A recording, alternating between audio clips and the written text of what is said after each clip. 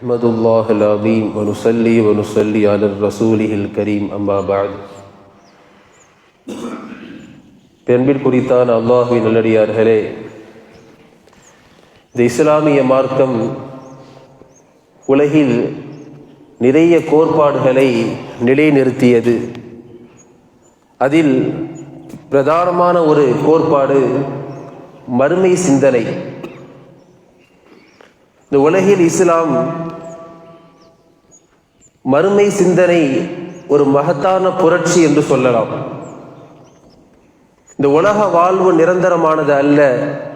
நாளை மறுமை என்ற ஒரு வாழ்வு இருக்கிறது, கேள்வி கணக்குகள் இருக்கிறது, நன்மைக்கான கூலியும் பாவத்திற்கான தண்டனையும் இருக்கிறது என்ற இந்த கொள்கையை பெருமானார் ஸல்லல்லாஹு அலைஹி வஸல்லம் அன்றைய அரபு உலகிலே இந்த மக்களிடத்திலே முன்வைத்த பொழுது அவருடைய மன ஓட்டம் என்னவாக இருந்தது? அவர்கள் அதை ஏற்றுக்கொள்ளவில்லை. நாம் வாழக்கூடிய இந்த வாழ்க்கை தான் வாழ்க்கை, பிறகு ஒன்றும் இல்லை என்ற எண்ணம் அந்த அரபுகளிடத்திலே மேலோங்கி இருந்தது. அவர்கள் இதை குறித்து உண்டான அதிகமான தர்க்கங்களை, விவாதங்களை பெருமானாரிடத்திலே முன்வைத்தார்கள். நாம் மரணித்து மண்ணோடு மண்ணாக போனதற்கு பின்பும் நாங்கள் உயிரோடு எழுப்பப்படுவோமா, இது சாத்தியமற்ற ஒன்று என்ற ஒரு சில வாதங்களை முன்வைத்த பொழுது அதற்கான மறுப்பை குர்ஆன் சொல்லியது. சூரத்துல் ஹஜ்ஜிலே அல்லாஹ் பேசுகிறான், ஒன்றும் இல்லாதிருந்த பொழுது உங்களை படைத்த இறைவனால், இல்லாமையில் இருந்து உங்களை படைத்த இறைவனால் மரணிக்க செய்து பின்பு உங்களை கொண்டு வருவது என்பது அவனுக்கு ஒரு கடினமான காரியம் அல்ல, அது மிகவும் சுலபமானது. இன்னும் ஒருபடி மேலாக சொல்ல வேண்டும் என்றால், பலா காதிரீன் அலா அன்னு சவ்விய பனானா, நாளை மறுமையில் எழுப்பப்படுகின்ற பொழுது நம்முடைய கை எலும்புகள், விரல் எலும்புகள் இருக்கிறதே, உலகில் எப்படி இருந்ததோ அதே போன்று இருக்கும் என்று அதற்கும் இறைவன் சக்தி பெற்றவர் என்று அல்லாஹ் சொல்கிறான். அப்போது இது போன்ற அறிவார்ந்த கருத்துக்களை, கருத்தியலை பெருமானார் ஸல்லல்லாஹு அலைஹி வஸல்லம் இந்த அரபுகளிடத்திலே முன்வைத்த போதும் கூட அவர்கள் அதை மறுத்தார்கள், ஏற்கவில்லை. இறுதியில் குர்ஆன் சொன்னது, வஹும் பில் ஆகிரதி ஹும் யூகினூன், இந்த மறுமையை ஈமான் கொண்டவர்கள், முஃமின்கள் மட்டும்தான் நம்புவார்கள் என்ற ஒரு செய்தியை குர்ஆன் சொல்லியது. இதிலே இரண்டு செய்திகள் இருக்கிறது. முதலில் மறுமையின் மீது உண்டான நம்பிக்கை முஸ்லிம்களுக்கு மட்டும்தான் அதிக அளவிலே மிக அதிகமாக இருக்கும். தங்களுடைய குடும்பம், பொருளாதாரம், கல்வி, அதிகாரம், இதன் மீது அவர்கள் வைத்திருக்கும் நம்பிக்கையை விட மறுமையின் மீது ஒரு படி மேலாக நம்பிக்கை வைத்திருப்பார்கள். அடுத்ததாக இந்த நம்பிக்கை முஸ்லிம்களிடத்திலே மட்டும்தான் இருக்கும். இந்த ஒரு கருத்தியலை பெருமானார் அன்று முன்வைத்த பொழுது வேதங்கள் கொடுக்கப்பட்ட யூதர்கள் கூட இதனை முரண்பட்டார்கள் என்று வரலாறு நமக்கு சொல்லி தருகிறது. இந்த மறுமை சிந்தனை சமூகத்தில் இரண்டு விதமான விளைவுகளை ஏற்படுத்துகிறது. முதலாவதாக, இந்த மறுமை சிந்தனை அதிகமான நற்காரியங்கள் செய்வதின்பால் ஒரு மனிதனை தூண்டுகிறது.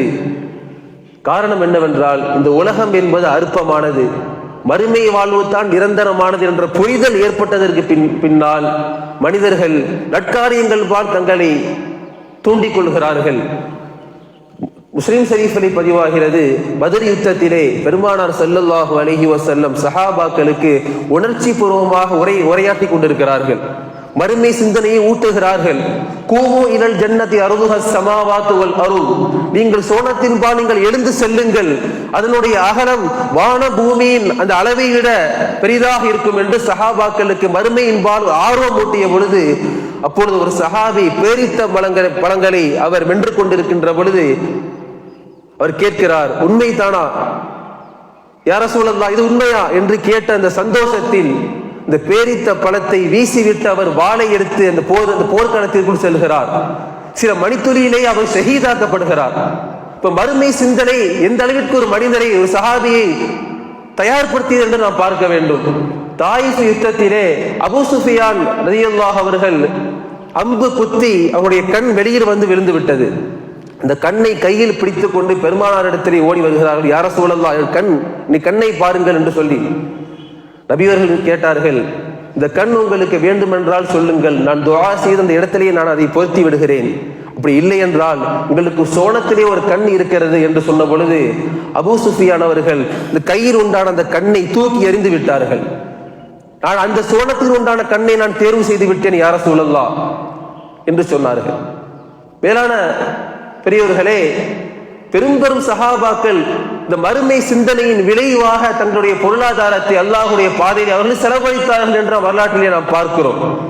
இரண்டாவது விளைவு என்னவென்றால், ஒரு மனிதனை ஒரு பொறுப்புணர்வின்பால் இந்த மறுமை சிந்தனை தூண்டுகிறது. நாம் செய்யக்கூடிய ஒவ்வொரு செயலுக்கும் கேள்வி கணக்கு இருக்கிறது என்ற ஒரு பொறுப்புணர்வை ஒரு மனிதனுக்கு இந்த மறுமை சிந்தனை ஏற்படுத்துகிறது. உமர் இப்னு கத்தாப் ரலியல்லாஹு அன்ஹு அவர்கள் ஏறத்தாழ 2.5 லட்சம் கிலோமீட்டர் பரப்பளவை ஆட்சி செய்த ஒரு மிகப்பெரிய ஒரு ஜனாதிபதி. அதிகாரத்திலே எப்படி இருந்தார்கள் சொல்கிறார்கள், ஈராக்கில் உண்டான ஒரு நதிக்கரையில் ஒரு ஒட்டகம் செத்து கிடந்தாலும் அதற்கு உமர் பதில் சொல்வதற்கு கடமையானவன் என்று சொல்கிறார்கள். அல்லாஹ் அக்பர். மதீனாவிலே எல்லை ஓரத்திலே ஒரு பெண்மணி தன் குழந்தைகளுக்கு உணவில்லாமல் பசியால் இருந்த பொழுது அதை பார்த்த கண்ணீர் விட்ட உமர் ரலியல்லாஹு அன்ஹு அவர்கள் தங்கள் தோளில் அந்த தானிய மூட்டையை சுமந்து வந்து மாறுவேடத்தில் கொடுக்கிறார்கள். இந்த பெண் சொன்னார், இந்த நாட்டில் உமரை ஹலீஃபாவை விட நீங்கள் சிறந்தவர் என்று சொன்னார், உமர் என்று தெரியாமல். இந்த பெண்ணை மறுநாள் ஜனாதிபதியின் அவைக்கு வரவழைத்த உமர் ரலியல்லாஹு அன்ஹு அவர்கள், நான் செய்த அந்த அநீதிக்கு என்ன செய்தால் நீ பொறுத்து நீ நிறைவாக கருதுவாய் என்று கேட்டுவிட்டு 600 திர்ஹம்களை இந்த பெண்ணுக்கு கொடுக்கிறார்கள். அந்த கொடுத்த அந்த செய்தியை அப்துல்லாஹ் இப்னு அவுஃப் என்ற தோழரிடத்திலே ஒரு ஏட்டில் அதை எழுத சொல்லி அந்த ஏட்டை தன்னுடைய மகன் இப்னு உமர் இடத்திலே அதை கொடுக்கிறார்கள். சொல்லிவிட்டு ஒரு செய்தியை சொல்கிறார்கள், நான் மரணிக்கின்ற பொழுது இந்த கபரிலே இந்த ஏட்டை நீங்கள் வைத்து விடுங்கள், அந்த ஏட்டோரின் இறைவனை நான் சந்திக்க வேண்டும் என்று சொல்கிறார்கள். எப்படி இந்த மறுமை சிந்தனை மனிதர்களுக்கு ஒரு பொறுப்புணர்வை தூண்டுகிறது என்று நாம் பார்க்க வேண்டும். ஒரு குடும்பத்தின் தலைவராக, ஒரு இளைஞனாக, ஒரு தொழிலாளியாக என்னுடைய பொறுப்பு சமூகத்தில் என்ன என்று நாம் சிந்தித்து செயல்படுகின்ற பொழுது இந்த உலகிலும் மறு உலகிலும் அல்லாஹ் வெற்றியை வைத்திருக்கிறான். அல்லாஹ்வின் நல்லடியார்களே, அது மட்டுமல்ல, இந்த மறுமை சிந்தனை ஒரு வாழ்க்கையில் ஒரு பரக்கத்து ஏற்படுவதற்கு ஒரு காரணமாக அமைகிறது. பெருமானா ஸல்லல்லாஹு அலைஹி வஸல்லம் ஒரு ஹதீஸிலே சொல்கிறார்கள், சூரத்துல் வாக்கியாவை நீங்கள் அதிகம் ஓதி வாருங்கள், அது வறுமையை முழுவதுமாக நீக்குகிறது என்று சொன்னார்கள். காரணம் என்னவென்றால், சூரத்துல் வாக்கியாவிலே அதிகமாக மறுமை சிந்தனையை பற்றி உண்டான வசனங்கள் தான் அதிகமாக இருக்கிறது. இதிலிருந்து நமக்கான ஒரு செய்தி என்னவென்றால், மறுமை சிந்தனைக்கும் பரக்கத்திற்கும் நெருங்கிய தொடர்பு இருக்கிறது. மேலான பெரியோர்களே, இது போன்ற நல்ல சிந்தனைகளை குடும்பங்களிலே நம்முடைய பிள்ளைகளுக்கு இதை நாம் கொண்டு சேர்க்க வேண்டும். அல்லாஹ் ரப்புல் ஆலமீன் வறுமை சிந்தனைகளை அதிகம் உள்வாங்கிக் கொண்டவர்களாக நம்மை அல்லாஹ் வாழ செய்து ஈருலகத்திலும் அல்லாஹ் வெற்றியை தந்தல் புரிவானாக. வ ஆகிர் தஅவானா அல்ஹம்துலில்லாஹி ரப்பில் ஆலமீன். சுப்ஹான